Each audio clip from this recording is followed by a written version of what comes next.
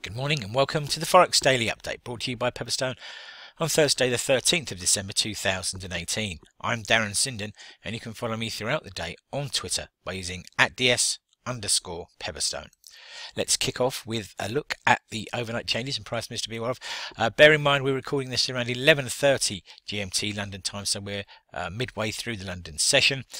And what we've seen so far this morning is a rally in the pound sterling and the cable rate here trading back up to 126.60 shortly before we recorded the video, up by around 0.22% on the session. We've also seen gains for both the Australian and New Zealand dollars, which have been pushing back against their US rival. The Indian rupee has also been on the front foot once more, gaining by around 0.67% against the US dollar as the markets come to terms with the new appointment at the central bank there. And dollar index flirting once more with that 97 handle, but this time from the downside, 96.97, down by around 0.07% over the course of the morning so far. Okay, what's on the calendar then? Events that may move the markets today.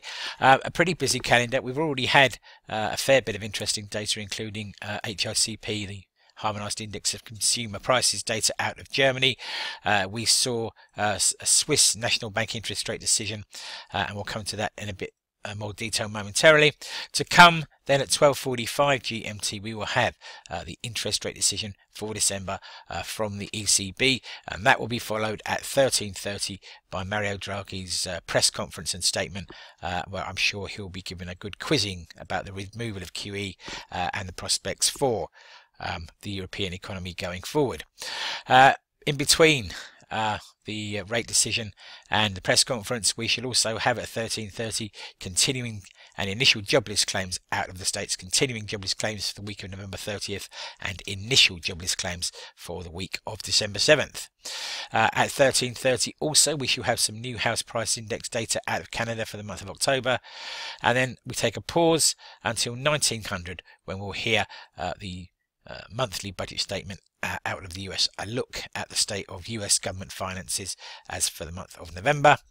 Then at 21:30 we shall have PMI data for businesses for the month of November out of New Zealand, and then we'll pause again until 23:50 when we'll have the release of the very influential and widely followed Tankan survey data for Q4 out of Japan. Okay, breaking news and comment then that's caught my eye overnight.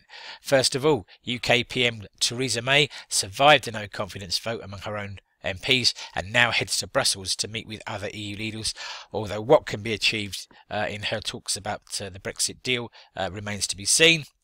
The Swiss National Bank kept its interest rates on hold at a negative 0.75% as inflation in the country remains on the weak side at just 0.9%. But at the other end of the spectrum, Turkey's central bank kept its interest rates on hold at 24% in an effort to curb rampant inflation in the country, which is currently running at 21.62% and has been rising sharply since the problems that Turkey encountered back in the summer. Okay then, food for thought, something to take away with you into the trading day and beyond, and why not think about this? The outlook for global growth in 2019 is thought to be lower than that seen in 2018, but as HSBC points out, there is a mixed picture at a country level, though the negatives do currently outweigh the positives, as we can see from this graphic. It's a very useful and timely chart, really just showing us how a variety of global economies have grown or not, as the case may be, from the period between 2012 and 2018. Those that were slowing here include Canada and France.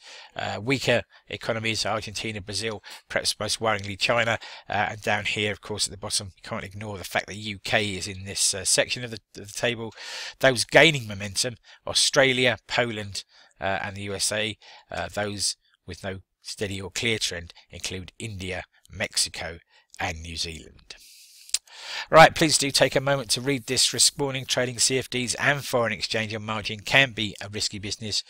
If you're uncertain about those risks or the suitability of leverage products for you, then please do contact your Pepperstone account representative and do take a moment to read this risk warning thoroughly.